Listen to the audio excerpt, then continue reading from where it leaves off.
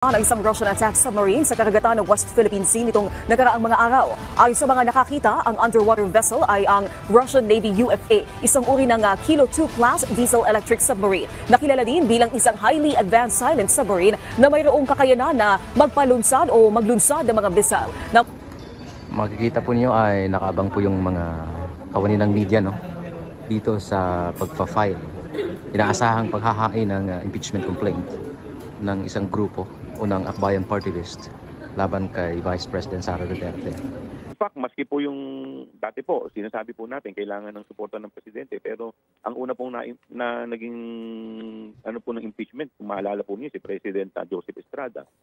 So, yun po mismo, presidente, pero nakita naman po natin yung naging turn of event. So, lahat naman din po yan, siguro lahat naman nagsisimula sa walang numero, but eventually, kung nakita po ng mga senador, yung taong bayan, ang mismong humihingi, yung clamor, tingin ko medyo nandoon din yung pressure.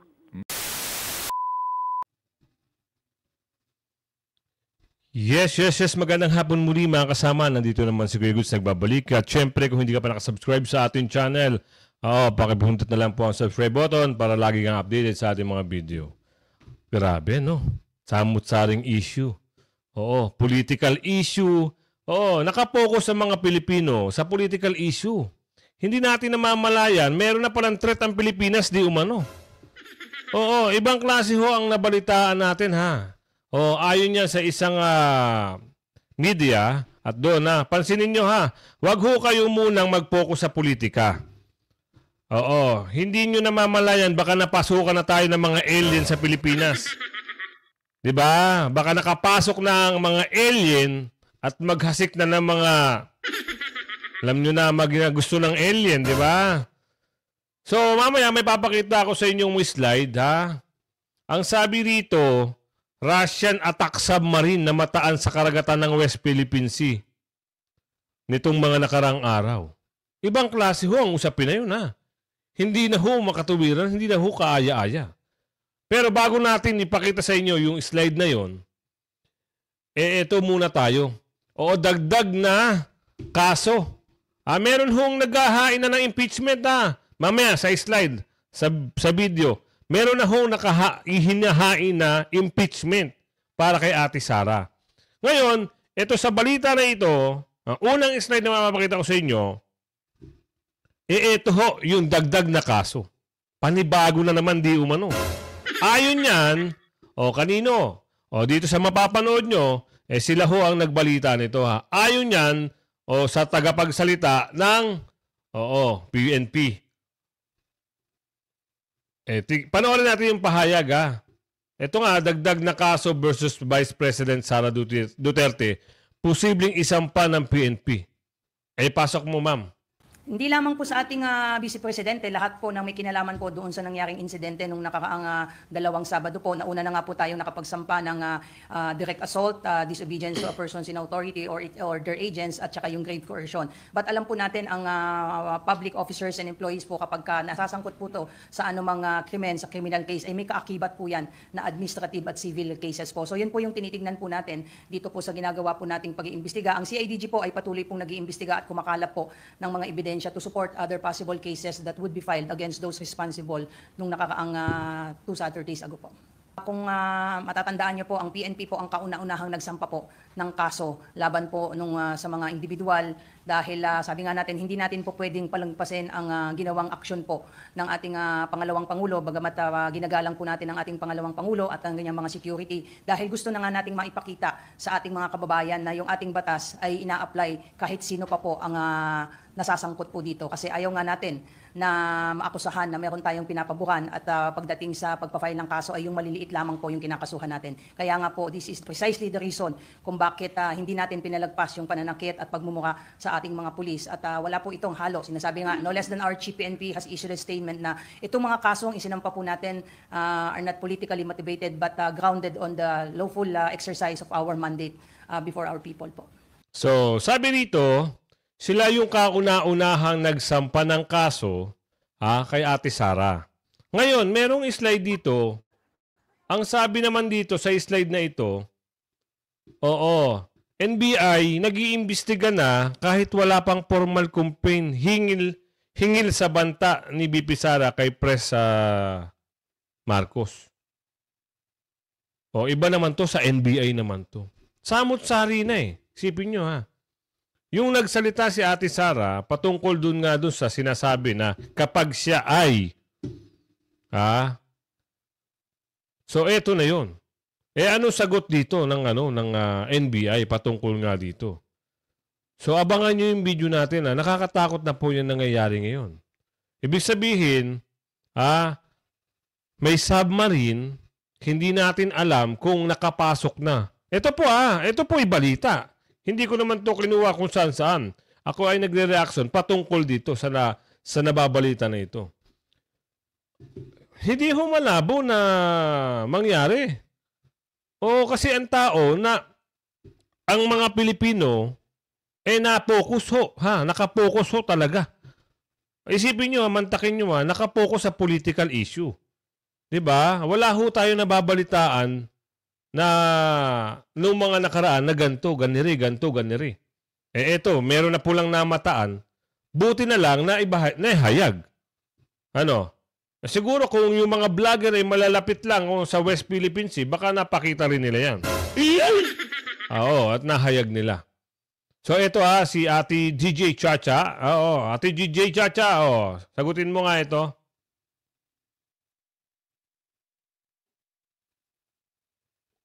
Sorry Oo, medyo nagkamali na naman tayo. Meron lang tayong technical problem ipasok natin si DJ Chacha at si Manong Ted. Nag-iimbestiga na ang NBI, di umano, wala pang formal na nagsampa ng kaso. 'Di ba? At ano naman yung sinampa ng kapulisan? Ang sinampa ng kapulisan, ayon doon sa tagapagsalita ay administrative ba? Correct nyo lang po ako kung ako medyo nagkamali Oo, parang ganun hata ang pagkarinig ko. I-correct nyo lang po ako. Balik nyo lang sa video at comment nyo lang po sa comment section. DJ Chacha, Manong Ted, pasok nyo. Good morning po, Director. Good morning. Good morning, Manong Ted, sa mga nakikinig sa atin. Opo. Sir, pwede ho ba natin munang liwanagin? Ito pong subpinang ito, ano ho ba ang pinanghuhugutan nito? Meron na ho bang formal complaint laban dito po sa inyo pong inyong iniimbitahan na si VP Sara? Wala pong formal complaint pa na kaming natatanggap. Subalit, tulad po ng nasabi namin, ayon po sa aming batas sa NBI law na kapag ang isang bagay ay pertaining to assault or threat to the President down to the Chief Justice, kasama po na media, kami should step in because primary jurisdiction po namin yung mga ganitong kaso. Ayun. So ibig sabihin po, kahit na po wala pang formal na reklamo na nanggagaling, in this case po sa Presidente, sa First Lady at sa House Speaker, nagkukusa na po kayo? Opo, tama po yun. Tama po yun. Okay. So kapag ho ganito, sir, theoretically po, sino ho ang tatayo ditong complainant kung sakasakali? Pwede ho bang magkaroon ng complaint without a complainant executing his or her affidavit? NBI po ang tatayong complainant. Wala pong iniwan niyan, sir, sa ilambawa. Nakatagpo ang pulis ng isang bangkay. Hindi namin alam kung sino kung sino yun at kung sino pumatay. Mag-iimbestiga po agad ng pulis ang NBI. Ganun po ang logical Apo. Yung po. Okay. Ibalik naman natin pwede silang mag-imbestiga ayon sa pagpapaliwanag ng NBI. Ang tanong naman ng ating mga kababayan, pwede ho ba na mag-imbestiga kayo doon sa nabalitaan ni Ate Sara na may tangkarin sa kanyang buhay? Di umano. Yun lang po ang katanungan at kagustuhan ng ating kababayan. Maaari ho rin kaya yun na bakit anong tawag na term doon?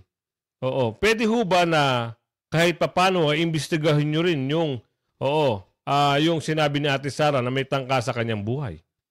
Pwede kaya? Yun ang ating mga nababasa at mga mga komento rito ng ating mga kasamahan. Wag daw ho puro kung sino yung sinabihan di umano. 'Di ba? Pwede naman siguro. Yun nga lang kung mamarapatin at talagang kagustuhan din nila. Oo. Hindi naman natin mapipilit, no? Dahil wala naman tayong kakayahan na pilitin sila kung gusto ba nila o talagang gugustuhin nila. Kung ayaw ba nila o talagang ayaw talaga nila. Ganun lang naman kasimple yun. So, eto na. Napakahirap isipin talaga yung Russian submarine na yan eh. 'Di ba? Gusto ko rin maniwala, gusto ko rin hindi maniwala, pero nababalita na ho eh. Oo, isang alerto na ito sa atin ha. Oo, kasi hindi. Dito, pag nangyari ito, alam niyo mangyayari? Lahat ho nag-aaway-aaway sa politika, magkakaroon ng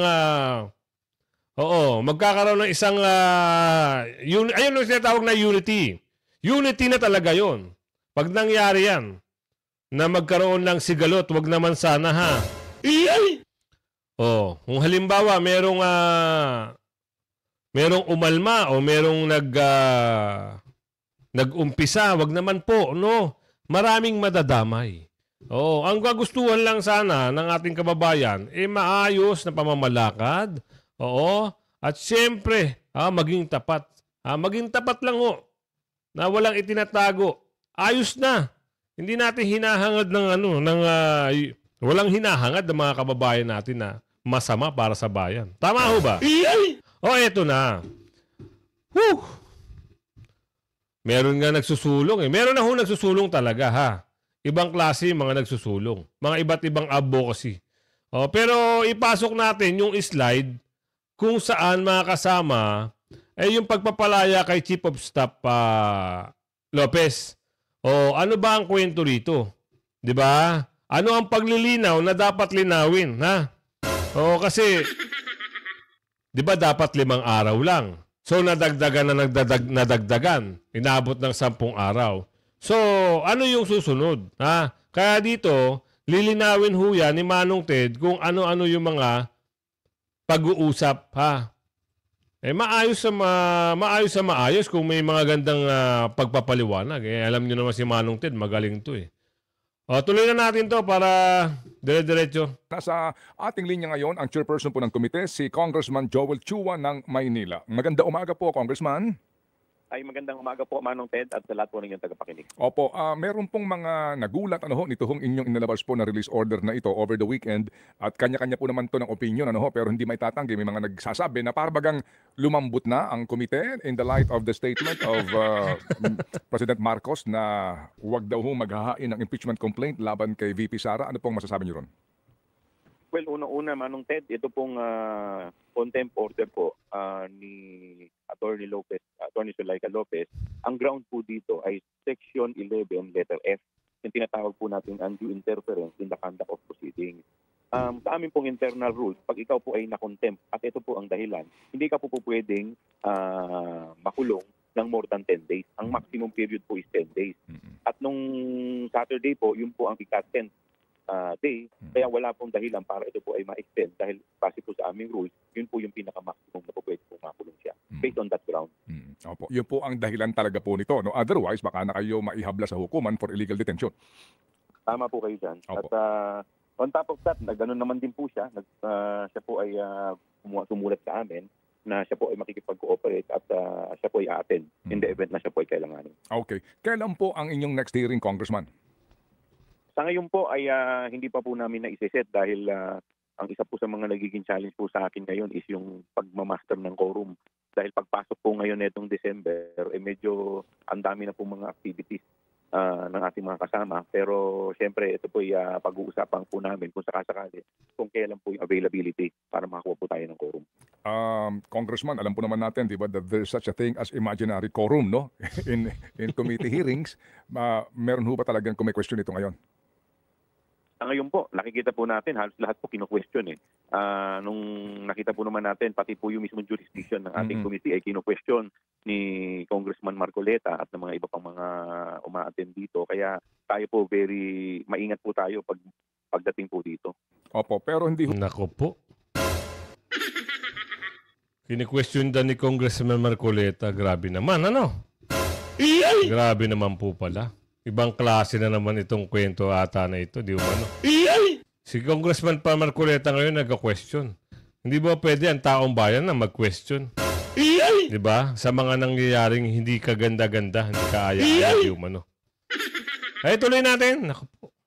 Huba, Congressman, dito hong huling yung hearing, may mga nag-aabang nga, di huba, kasi nabanggit po ng ilang beses, no? Yung pangalan po na Colonel Raymond Dante La Chica, at saka yung isa rin po na security officer naman sa DepEd, at binabanggit nga ang mga pangalan na ito bilang responsable umano sa pag-uudyok doon sa mga disbursing officers po ng DepEd at saka ng OVP sa pagdalabas po ng pera na confidential fund. Marami nag-aabang doon na ma-confront na po itong dalawang militar. Sa ngayon po, as in, hindi pa tayo nakakasiguro kung kailan mangyayari ito.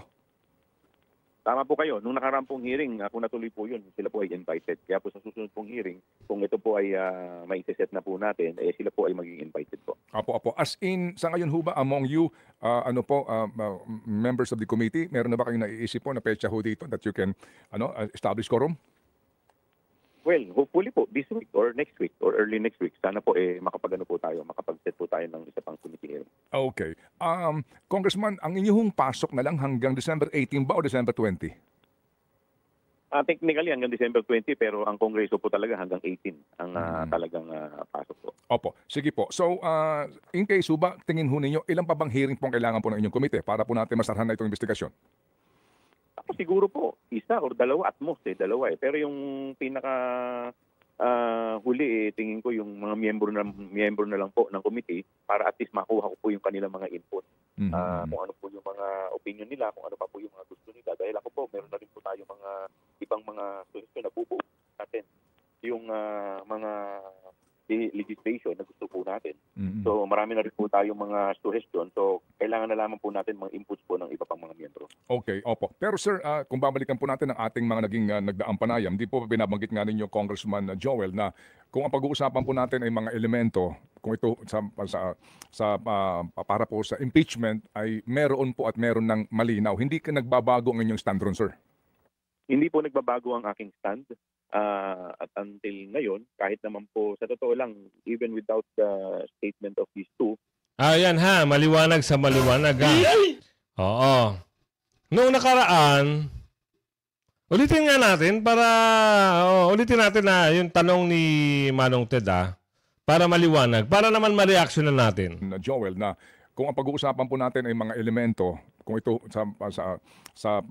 para po sa impeachment ay meron po at meron ng malinaw. Hindi ka nagbabago ang inyong stand ron, sir?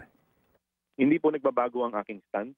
At until ngayon, kahit naman po, sa totoo lang, even without the statement of these two, Colonel, pati po ni VP, talaga namang malinaw naman po Nakita naman po natin at nasubaybayan naman po natin itong mga committee hearing natin.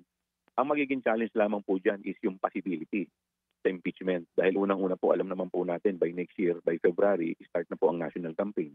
By March, start na rin po ang local campaign. So yun lang naman po yung talagang medyo agam-agam po ako. At saka alam naman po natin, lahat naman po ng impeachment, kailangan po yan. Kahit pa paano, may mga suporta rin po yan. Ito na. Bigyan natin ng reaction. No? Alam nila Ibig sabihin, papasok ang campaign period, dapat nakahain na nga yung impeachment. Oo. Pero, sinabi niya sa video hindi nawawala yung possibility. Interview lang to kanina umaga. Alas 8:18 ng umaga, interview ito ni Manong Ted. So, eto na nga. Dahil do sa statement na yan, eto lang ano oras lang ito? Kakabalita lang to ng isang mainstream media 26 minutes ago. Nakaabang yung mga ang sabi dito, advocacy groups to file impeachment complaint versus VP Sara. Nako po. Wow. Sino naman kaya itong mga advocacy na to? Ano naman kaya ang papel nito? Baka mamaya ito'y papel di hapon na naman. Na nakikisaw-saw at nasa likod pala ay sila pala ay isang, alam nyo na, magkano? Di ba? Yun lang ang katanungan. Advocacy, advocacy. Wow! Kung kailan kasagsagan at hindi na nga di ba, hindi na nga pinapayagan kung sino nakaupo. Ngayon, makikisaw-saw na naman kayo. Sino naman ang nasa likod nito?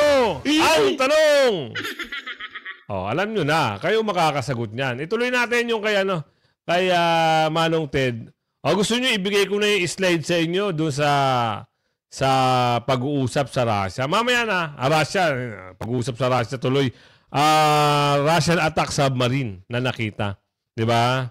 Nakakatakot. Balik na tuloy. Parang gusto ko nang bumalik ng balik na kaya tayo doon sa pinanggalingan natin.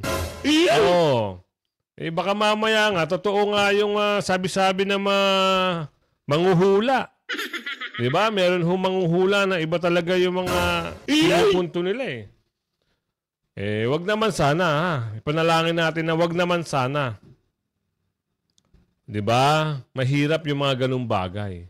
Tuloy natin si Manong Ted. Manong. Leadership. Kaya po, yun lang po, ang medyo alinlangan lang po tayo. To be straightforward about this, ang suporta ng leadership, kailangan talaga dito ang suporta ng Presidente.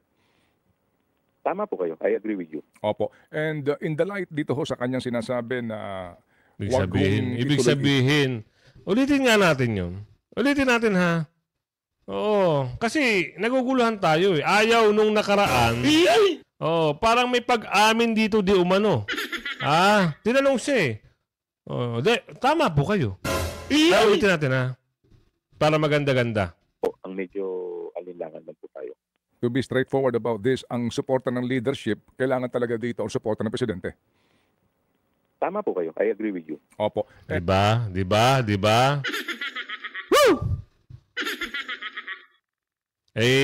Analyze nyo lang mga kasama para alam nyo yung mga sitwasyon, alam nyo yung nangyayari, o baka mamaya bigla na lang humagulat, o meron na po talagang, eto nga sa video na ito, talaga meron atang nagsampa. Hindi natin na alam pa kung ano yung magiging sitwasyon nun. Tuloy lang natin, Manong. And in the light dito sa kanyang sinasabi na wag ituloy ito, kayo po mismo personally, ano po ang inyong damdamin dito? Well, sa akin naman po kasi as chairman, ang concern ko po talaga dito is yung magiging resulta nitong committee hearing, makapag-produce po tayo ng mga makabuluhang batas.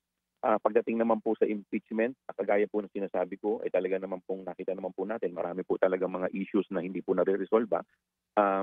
Kaya nga lang po, talagang nag-aalangan po lamang ako sa timing, sa oras at sa panahon. Dahil nga po dun sa, sabi ko nga po ulit, sa February po, simula na po ng national campaign. Opo. Klaro din ho ba naman, Congressman, kung napag-uusapan po ninyo, no? Dito po sa mga nagsasabi nga na ito ay isa ng klaro, no? Na mga paglabag at maaari na nga maging grounds, no? For impeachment na bago ho pag-usapan ang filing at endorsement nito, kinakailangan talagang masiguro muna yung 16 votes in the Senate. Tama po kayo dyan. Pero lahat naman po ang impeachment, nagsimula, parang wala naman pong numero Yan na, malinaw sa malinaw. Ibibigay ko na kayo. Gusto niyo ba marinig? Para isang slide na lang, isang diretsuhan Talagang makikita nyo dito na, di ba, may pag-amin, hindi lang matumbok. Kasi doon sa tanong ng iba, nung nakaraan, walang paghahain Ibig sabihin, hindi pa sila sigurado. Dito, kung i-analyze nyo, iba ata ang tumbok ngayon. Para sa nakakaintindi lang kahit ulit-ulitin nyo, pakinggan, nako po. Tuloy. In fact, maski po yung dati po, sinasabi po natin, kailangan ng suporta ng Presidente. Pero ang una pong naging ng impeachment, kung maalala po niyo, si President Joseph Estrada. So, yun po mismo, Presidente. Pero nakita naman po natin yung naging turn of event. So, lahat naman din po yan, siguro lahat naman nagsisimula sa walang numero. But eventually, kung nakita po ng mga senador, yung taong bayan, ang mismong humihingi, yung clamor, tingin ko medyo nandoon din yung pressure. Opo. So, Congressman, yun din po, meron ho bang implikasyon din dito? Yung kapag naghain ng impeachment complaint ngayon, tapos hindi ito umusad, o kahit na po umusad man, sa lower house, pero ito'y magkaroon ng balakid sa Senado ay yung magsisimula na yung 1-year ban sa impeachment against VP Sara. Kasi alam naman po natin, nakalagay po sa ating batas no, na ang impeachment dapat isang beses lang sa isang taon. So, yan, medyo tingin ko, medyo ano rin po yan. Magiging problema rin po yan pag ito po hindi matapos. Okay. Sige po. So, paano kaya ito, Congressman, kung sakasakali nga po? Kasi mayroon mga ilang kongresista, no? Ang kanilang damdamin talaga, magkaroon ng accountability dito. Meron ho bang side of frustration sa inyo rito? Na maari pong makalabas na ng committee report, meron kayong ma-establish po ng mga facts, no? And eventually nga, maari daw ho itong maisampang kaso sa ombudsman na. Pero, well, matagal-tagal na usapin yun at hantong pa sa Supreme Court yun. Pero sa impeachment nga po, iba itong prosesong ito. Ano ho ang inyong damdamin doon at totoo bang meron din kayong frustration po dito? Well, ako naman, sa akin naman, right from the very beginning, talagang lagi na nag-aalangan po talaga ako sa panahon eh.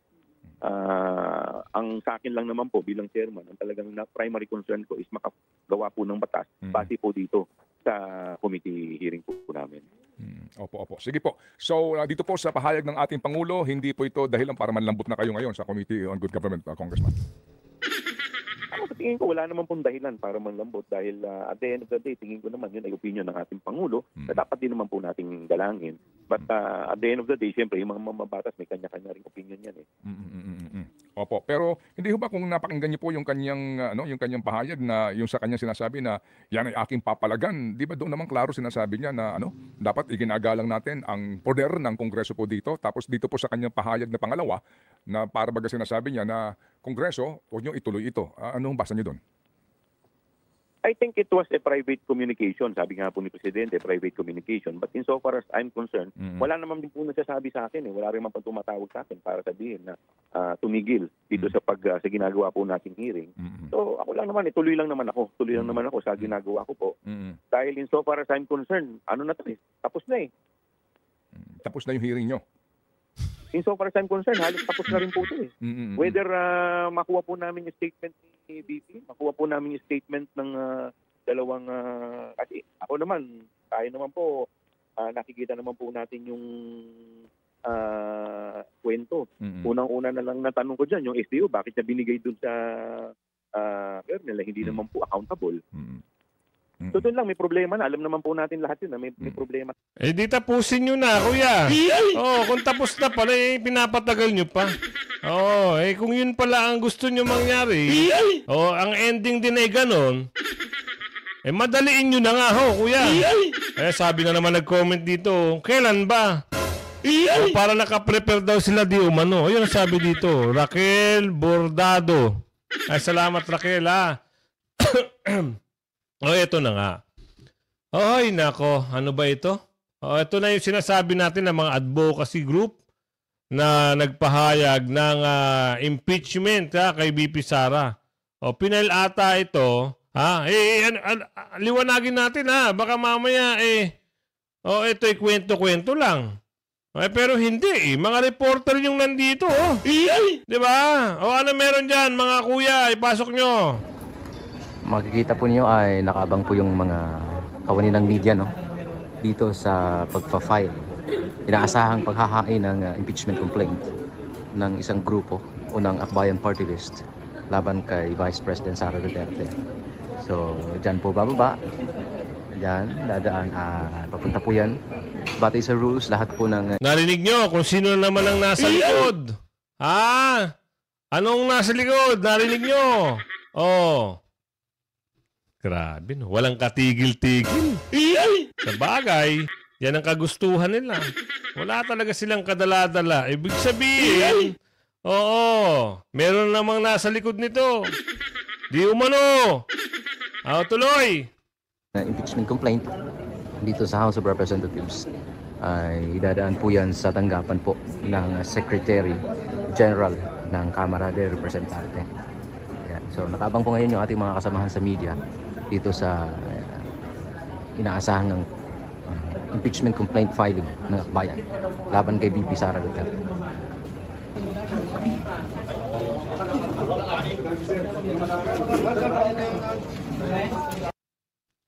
Yun Narinig nyo naman mga kasama. Akbayan. Akbayan yung nabanggit dito. Diba? O ito, yung sinasabi natin kanina na nakakatakot. Oo, marami na hong nagbabalita nito. Ibang klase. Pinasok na ho, di umano ha.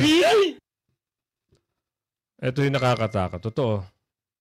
Totoo ito ha. Totoo ito. Balita ho ito eh. Kung mali ito, hindi naman ho ibabalita ito. Ito, nakapokus tayo sa politika, pero ang nangyayari, nakatutok na, di umano. Nakapasok na, di umano. Okay, pasok mo ate, kwento mo sa amin. Namataan ang isang Russian attack submarine sa karagatan ng West Philippine Sea nitong nakaraang mga araw. Ayon sa mga nakakita, ang underwater vessel ay ang Russian Navy UFA, isang uri ng Kilo 2 class diesel electric submarine. Nakilala din bilang isang highly advanced silent submarine na mayroong kakayanan na magpalunsad o maglunsad ng mga missile. Namataan ang Russian submarine na 148 kilometers o 80 nautical miles sa kanlurang bahagi ng Occidental Mindoro noong November 28. Dahil dito, agad namang dispatch ng aircraft at warship ang Philippine Navy para tukuyin at i-monitor ang galaw ng UFA, kung saan dahan-dahan umano itong binaybay ang territorial waters ng bansa patungong norte habang nakasurface sa karagatan. Samantala, wala pang opisyal na pahayag ang mga otoridad hinggil sa naturang pangyayari at naging pakay ng Russian submarine sa pagdaan sa West Philippine Sea. May update? Sipin nyo ha, nakapasok ang submarine. Diba? Hindi na ho biro yan. Yung nangyayari na yan. Kakaibang kilos ho yan ha. Binaybay papuntang norte. Galing ng Mindoro. Kaya nga sabi ko sa inyo, huwag kayong magpapahuli sa mga balita, issue at reaksyon ha. Kung hindi ka pa nakasubscribe, mag-subscribe ka na. Abangan natin yung ano na naman yung pakulo. Pakulo. Yung ano. Dahil ipapile na eh. Ngayong araw din ho yan ha. Ngayong araw din ho yan. Yung mga ibang grupo na yan, yung mga grupo na yan, nag-file sila, di ba? Abangan natin sa susunod kung ano yung eksena na naman. Yan, hanggang sa muli ha. Bye-bye!